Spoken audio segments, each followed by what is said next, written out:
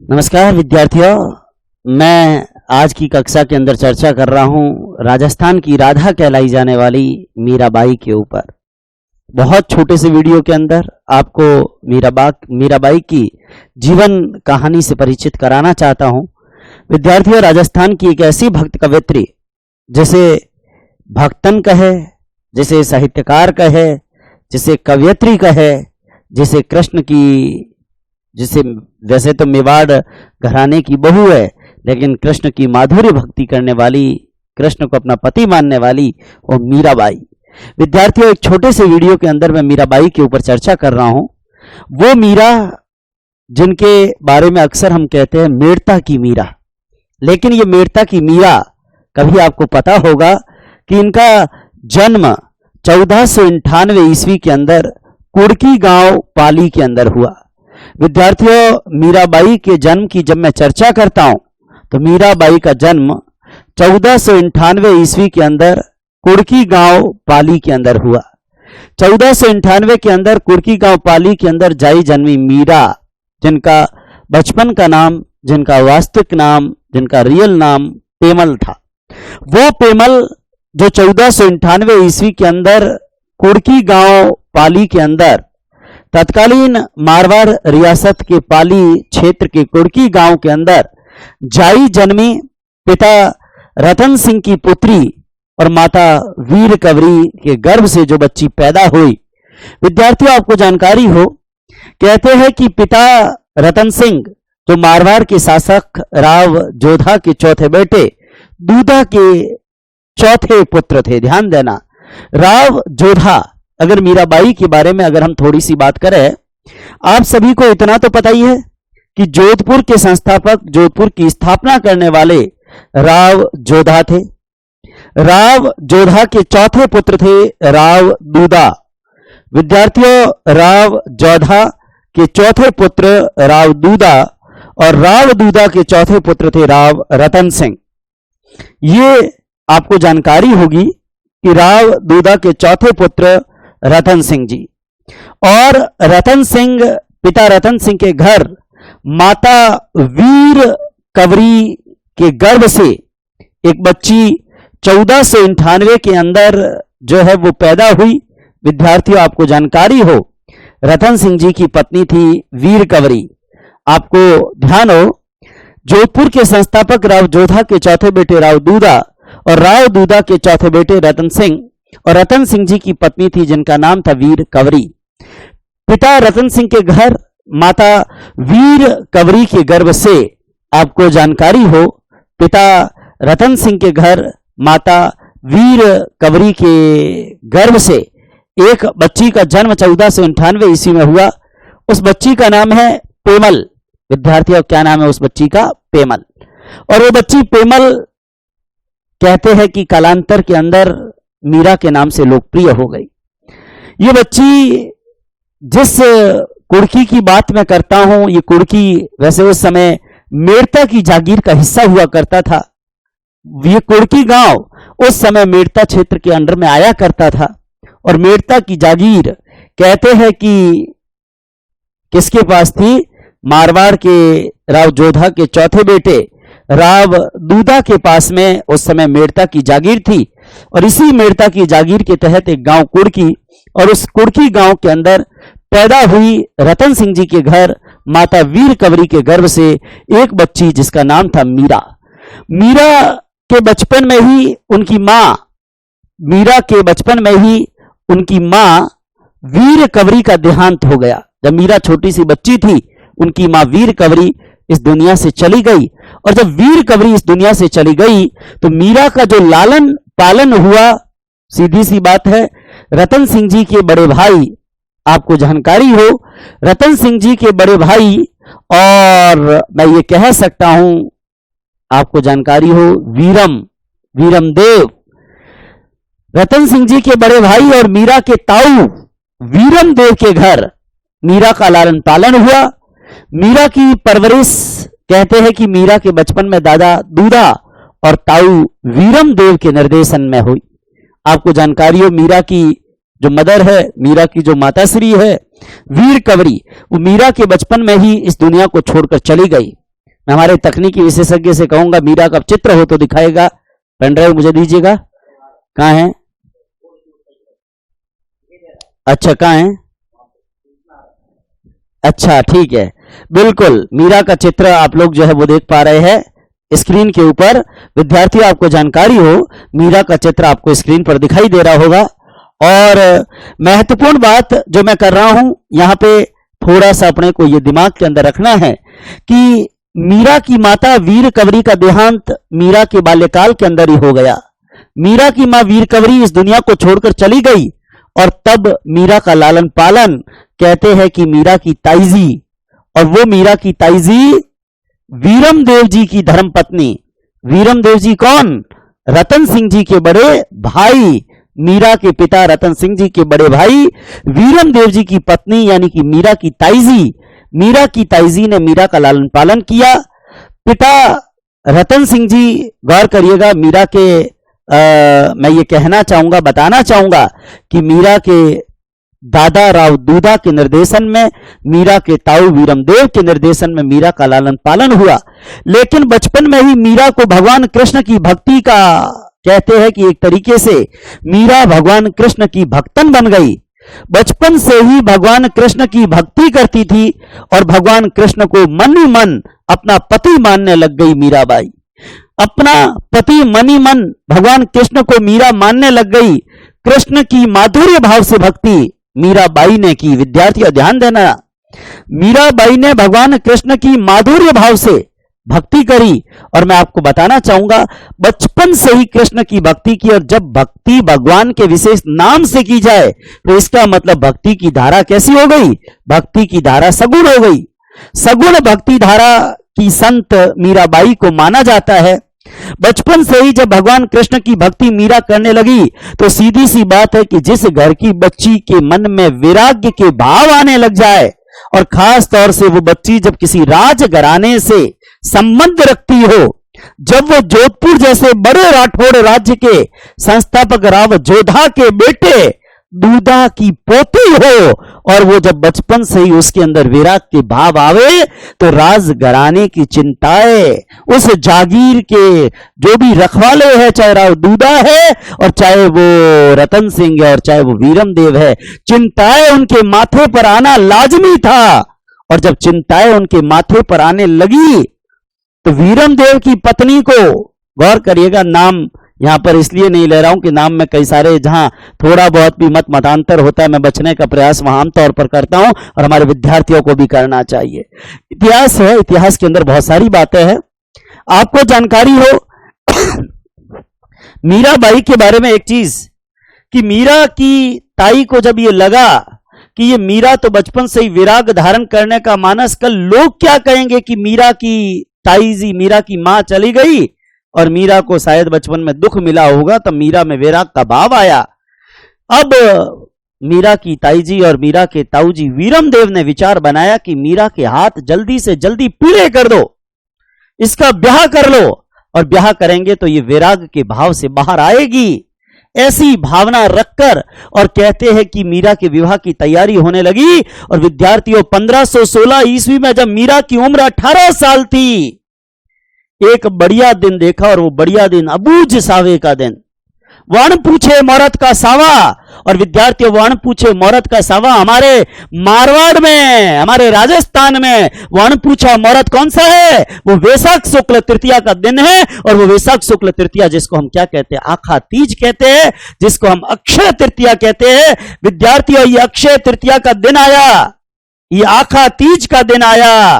और आपको जानकारी हो, वैशाख शुक्ल तृतीया या आखा तीज के दिन मीराबाई का विवाह कर दिया गया।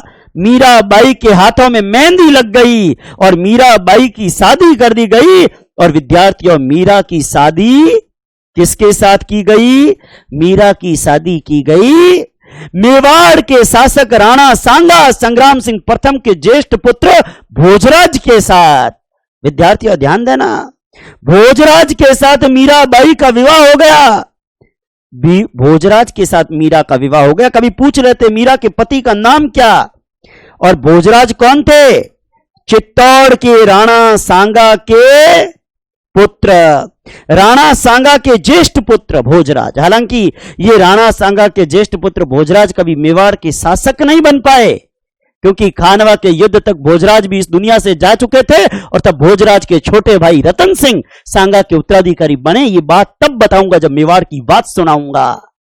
लेकिन ध्यान देना, मीरा का विवाह राणा सांगा के ज्येष्ठ पुत्र भोजराज से हो गया और वो मेड़ता में पली बढ़ी, राव दूधा और वीरमदेव के निर्देशन में पली बढ़ी। वो मीराबाई अपने मायके से जब ससुराल आ गई, ससुराल की अपनी सीमाएं होती है और विद्यार्थी और चित्तौड़गढ़ बन गया मीरा का ससुराल।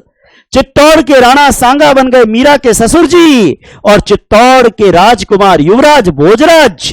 ये बदकिस्मती थी कि मीरा कभी मेवाड़ की महारानी नहीं बन पाई, क्योंकि खानवा के युद्ध में जब राणा सांगा की मौत हुई और राणा सांगा के उत्तराधिकारी रतन सिंह जो भोजराज के छोटे भाई थे वो मेवाड़ के शासक बने, उनसे पहले ही भोजराज की मौत हो चुकी थी। विद्यार्थियों ध्यान दीजिएगा इस बात को।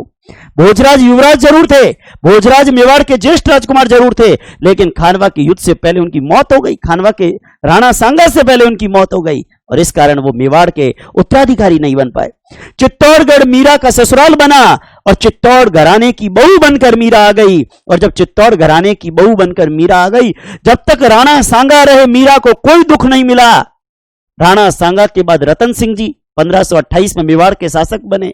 1528 से 1531 तक रतन सिंह मेवाड़ के शासक रहे, लेकिन 1531 के अंदर जब चित्तौड़ के शासक विक्रमादित्य बने, वही विक्रमादित्य जिनकी हत्या 1536 के अंदर बनवीर करता है, ये मेवाड़ के इतिहास में अपन आगे पढ़ेंगे। विद्यार्थियों, ये विक्रमादित्य जब मेवाड़ का शासक बना, मीराबाई पर इसने कई अत्याचार करवाए, क्योंकि देखिए जिस औरत का पति नहीं था और जो औरत वैराग में रहने लगी और जो चित्तौड़ के किले में एक मंदिर कुंभ श्याम मंदिर, वहां पर भगवान कृष्ण की सुबह शाम आरती करने लगी, ये विक्रमादित्य को नागवार गुजरता था और उसने मीरा को सांप से चाहे डसवाना हो, चाहे मीरा को जहर देना हो, कई यत्न कर लिए मीरा को मारने के लिए, लेकिन जिसका रखवाला बांके बिहारी हो उसका भला कौन क्या कर सकता है। विद्यार्थियों, जिसका रखवाला बांके बिहारी हो, जिसका रखवाला भगवान कृष्ण खुद हो, भला ऐसे मीराबाई का कोई क्या बिगाड़ सकता था।